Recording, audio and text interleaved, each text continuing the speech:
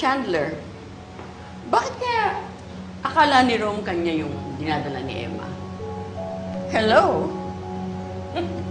Angelo is always with her.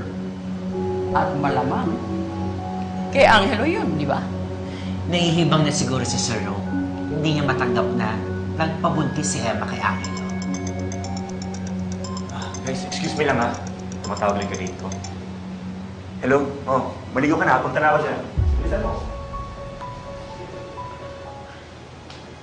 Mama, hindi titigilan ni Rome si Emma. Don't worry, Georgia. In the end, malalaman din ni Rome na hindi kanya yung batang yan. Magmumukha lang siyang tanga. Georgia, cheer up! Baka pumangit ang baby mo niyan. Hayaan mo na si Sir. Zenny, hindi pwedeng pabayaan yun. Baka malaman niya yung totoo. Oh my God. Are you saying na anak nga ni Sir Rome yung pinagbubuntis ni Emma? Bakit hindi mo sinasabi? Ha? Kailan mo nalaman? Kailan lang po. Hindi ko na po sinabi kasi alam ko naman na mamumroblema po kayo. Kailangan mapigilan si Rome. Dahil pag nalaman niya yun, God, babalikan niya talaga. And I don't like that.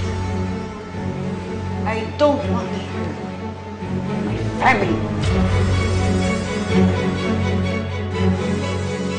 Rome, si Angelo ang ama ng pinagbubuntis ni Emma. Kaya don't waste your time na makikipagkita ka pa sa kanya.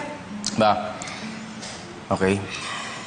Malakas ang kutob ko na ang batang dinadala ni Emma ay akin.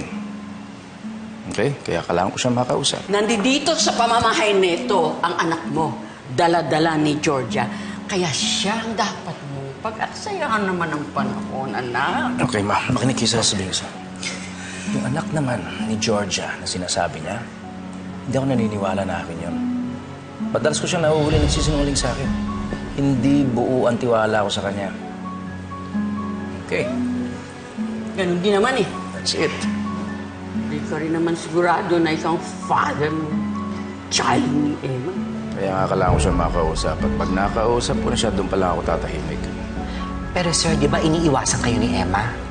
Mahirap naman hanapin ng isang tao ayaw magpakita. Hindi niya ako pwedeng iwasan habang buhay, Zenny.